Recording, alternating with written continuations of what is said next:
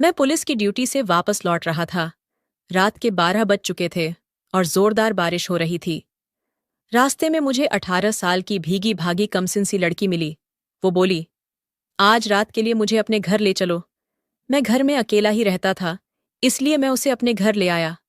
घर आते ही जोर से बादल गरजे और वो मेरे गले लग गई। मैं उसके हुस्न को देखकर पिघल गया।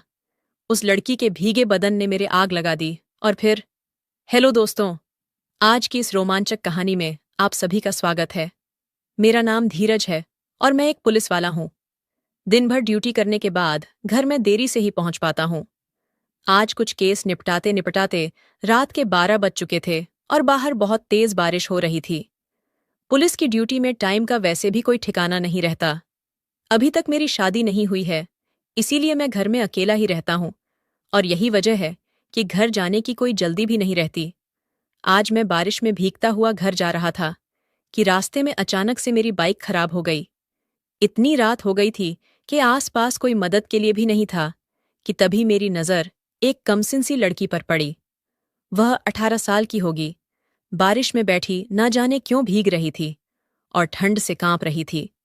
मैं बाइक को घसीटते हुए थोड़ा आगे निकल आया, लेकिन फिर मेरी नज़र उन 5 लोगों पर पड़ी जो बस स्टैंड में बैठे शराब पी रहे थे और उस लड़की को घूरे जा रहे थे।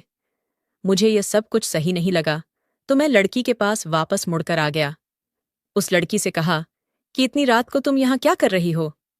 ये कोई सैर करने का समय है? वह अपनी बड़ी बड़ी आंखों से मेरी तरफ घुड़िया की तरह देखने लगी। मुझे देखकर उसकी नीली आंखों में डर साफ नजर आ रहा था।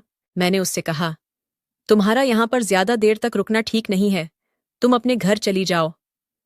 उसने मुझसे कुछ कहने के लिए अपना मुंह खोला, लेकिन फिर चुप हो गई और अपना सिर झुका लिया। उसके लंबे लंबे बाल पूरी तरीके से भीगे हुए थे और होंठ से बारिश का रस टपक रहा था।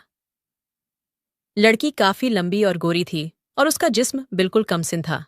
मैंने कहा, कुछ बोलती क्यों नहीं? चलो मैं तुम्हें घर छोड़ आता हूं। उसने सिर्फ इतना कहा कि वह तो बहुत दूर है। मैंने पूछा, क्या दूर है? तुम्हारा घर? उसने हाँ में सिर हिलाया। मैंने कहा, कोई बात नहीं, मैं बाइक से छोड़ दूंगा। और मैंने जैसी ही बाइक स्टार्ट की तो वो स्टार्ट भी हो गई। मैंने सोचा, अचानक से ये बाइक ठीक कैसे हो गई? फिर मैंने उससे कहा, आ जाओ, बैठ जाओ। उसने कहा, समुंदर के पार है, बाइक से नहीं जा सकते। ये सुनकर मुझे बहुत बड़ा झटका लगा। मैंने पूछा, इस शहर में तुम्हारा कोई रिश्तेदार तो होगा ना? उसने बड़ी मासूमियत से बोला, नहीं, यहां मेरा कोई भी नहीं है। उसकी मासूमियत देखकर मुझे कोई डोर उसकी ओर खींचे जा रही थी।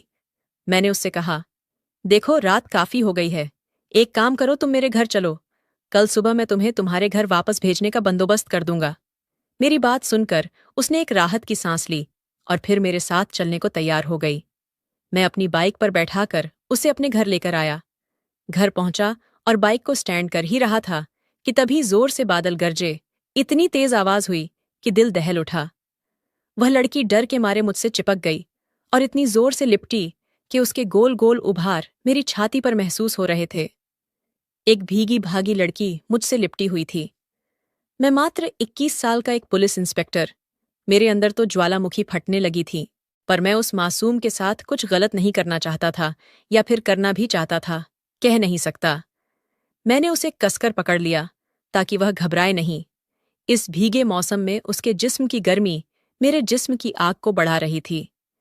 मेरे अंदर एक अजीब सी इच्छा जाग रही थी और मेरा मन मेरे बस में नहीं था। उसे छोड़ने को दिल नहीं कर रहा था, लेकिन फिर मैं उसे लेकर अपने घर के अंदर आ गया। वह अपने सुंदर से नैन झपकाते हुए मेरे घर को देखने लगी थी, मानो घर नहीं उसका ससुराल हो। मैं उसको देखकर मुस्कुराने लगा। आज पहली बार किसी लड़की ने मेरे घर पर अपना पहला कदम रखा था, इसलिए मैं मन ही मन बहुत खुश हो रहा था।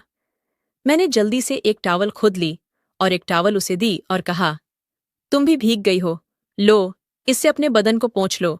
मैं जल्दी जल्दी अपने आप को पोंछने लगा था, पर वह लड़की उस भीगी भागी हालत में गोल गोल घूमने लगी, जैसे कि उसे कोई फर्क ही नहीं पड़ रहा था कि वह भीगी हुई है।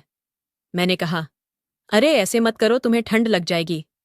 उसने कहा, नहीं लगेगी समंदर। उसकी बात मेरे समझ से बाहर थी। ये क्या कहना चाहती है? समंदर? कौन से समंदर की बात कर रही है? मैंने सोचा, हो सकता है कि समंदर के किनारे इसका घर हो और इसे भीगने की आदत हो। मैंने जल्दी से अपने कपड़े चेंज कर लिए और उस लड़की को भी एक नाइट गाउन लाकर दे दिया। कहा, इसे पहन लो। पर वह लड़की गीले कपड़ों में ही मेरे पास आ गई। वह बहुत ही कमाल की खूबसूरत लग रही थी, पर मुझे समझ नहीं आ रहा था कि ये लड़की है कौन और कहाँ से आई है।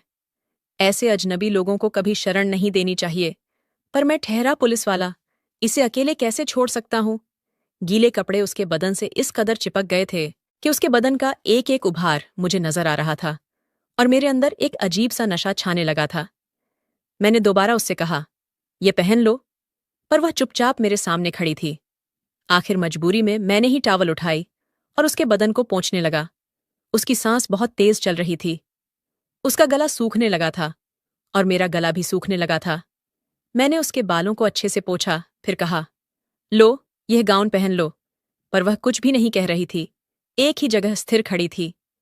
मैं उसकी तरफ देखने लगा और फिर कहा, ठीक है, मैं बाहर जाता हूं, तुम चेंज कर लो।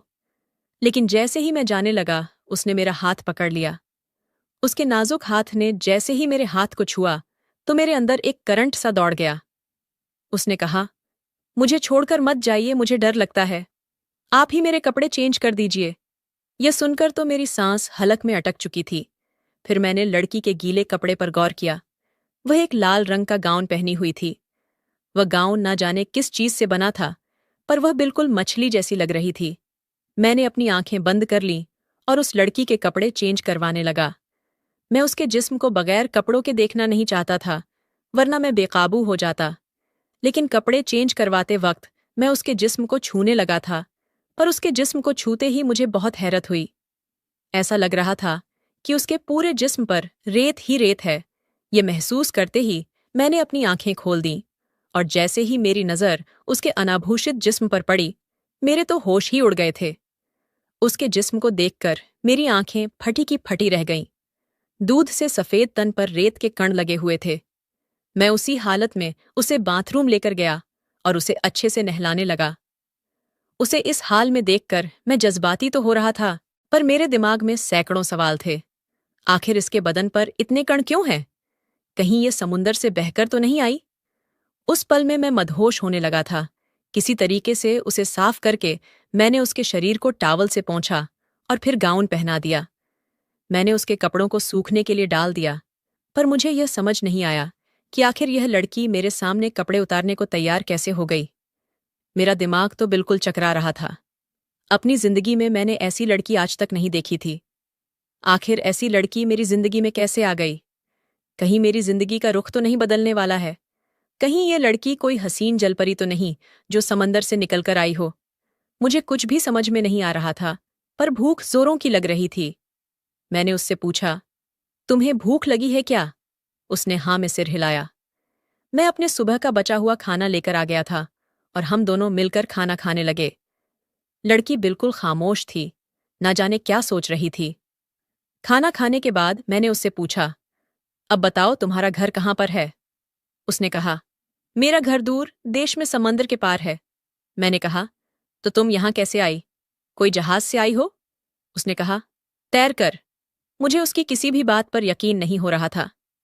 मैं सोच रहा था कि कहीं इसे कोई दिमागी बीमारी तो नहीं है। दूर देश से तैरकर इतना दूर कैसे आ सकती है और भला क्यों आई है? मैंने पूछा, तुम अपना घर छोड़कर इतनी दूर फिर क्यों आ गई?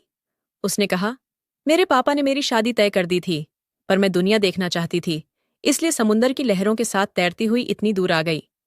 मुझे कुछ भी समझ में नहीं आ रहा था। रात ज्यादा हो गई थी और मुझे नींद भी आ रही थी, तो मैंने उससे कहा कि तुम यहाँ कमरे में लेट जाओ, मैं बाहर लेट जाता हूँ। वो बोली, नहीं, तुम भी यहीं लेट जाओ, मुझे अकेले में डर लगता है। मैंने उसकी बात मान ली और दूसरी तरफ करवट लेकर बेड के किनारे लेट गया। मुझे अभी नींद आई ही थी कि उसने अपना हाथ मेरे हाथों के ऊपर रख दिया। मैं अचानक से उसकी ओर मुड़ा तो देखा कि वो मेरे बिल्कुल करीब आ गई थी और मुझसे इस कदर चिपक गई थी कि हमारे बीच की सारी दूरियां नजदीकियों में बदल गईं। मैं सब कुछ भूलकर उस पल में खोने लगा था। अब मैं पूरी तरह बेकाबू हो चुका था और उसे पाने के लिए मचलने लगा था, लेकिन मैं पहल नहीं करना चाहता था। उस लड़की ने अपना सिर मेरे कंधों पर रख दिया और मैं उसके बालों को सहलाने लगा था जो कि अभी भी आधे गीले थे। अचानक से उसने मेरे हाथों को उठाकर अपने गोल गोल उभारों पर रख दिया और मछली की तरह मचलने लगी। मैं बेकाबू होकर उसे चूमने लगा। आखिर कौन है ये लड़की? कहीं कोई जल परी तो नहीं जिससे मैं इस कदर दिल लगा बैठा हूं? लड़की ने अपना गाउन उतार दिया और उस जादूगरनी का खुमार इस कदर छाया कि मैं उस पल सब भुलाकर उसे अपनी तड़पते और प्यासे जिस्म के अंदर ले लिया। मैं उससे मोहब्बत करने लगा और पूरी रात हमने आपस में ही गुजार दी। जब आंख खुली तो दोपहर के 12 बज गए थे। वह लड़की उठकर मेरे सामने बैठी हुई थी और एक कॉपी पेन लेकर शायद अपने गांव का कोई चित्र बनाकर मुझे दिखा रही थी। मैंने मानचित्र को गौर से देखा और कहा, इतना दूर जाने के लिए तो नाव की जरूरत पड़ेगी, मैं तुम्हारी तरह तैर नहीं सकता।